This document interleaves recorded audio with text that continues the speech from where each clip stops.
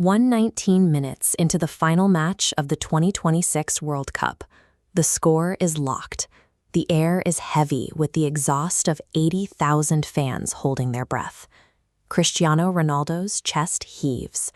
His legs burn with every step after 2 hours of relentless sprinting. 10 million people back in Portugal, and millions more around the globe, are watching his every movement, waiting for salvation. A loose ball deflects to meet edge of the penalty area. He drives his foot, but just before the boot strikes the leather, time stops.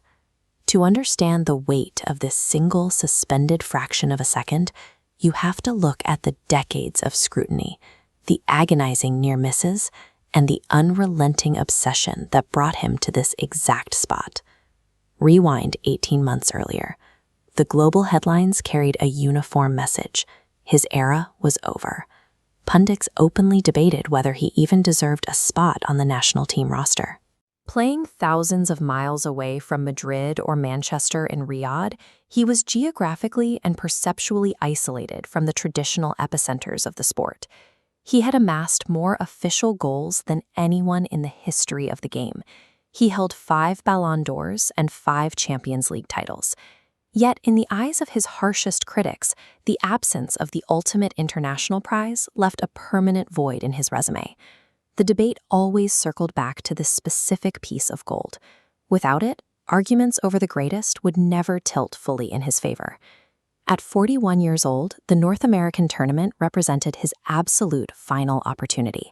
It was the last chance to silence the skeptics and erase the single condition attached to his name. When the group stages began, the tension surrounding the Portuguese camp was palpable.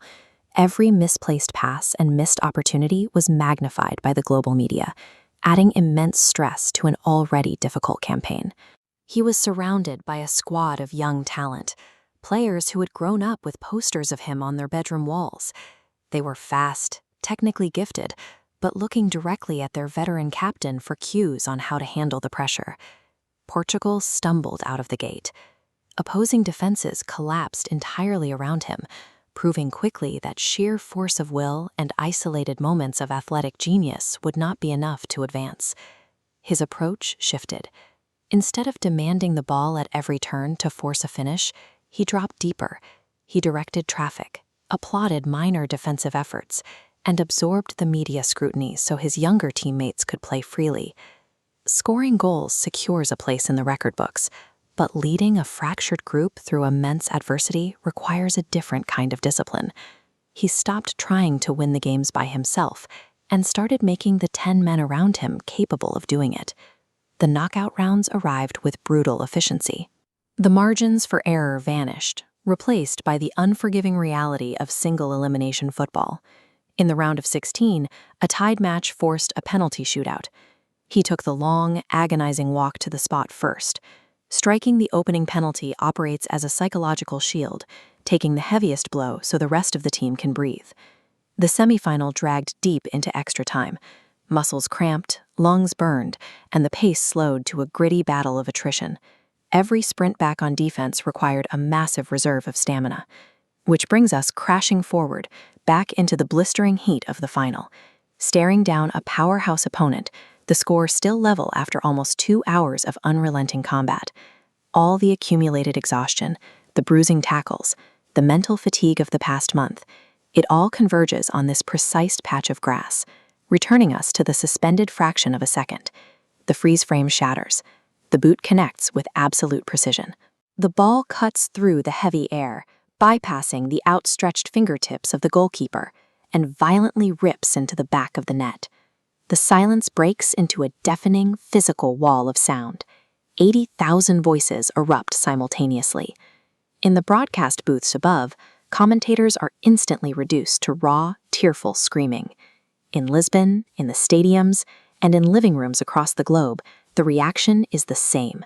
Absolute, unfiltered disbelief gives way to pure hysteria.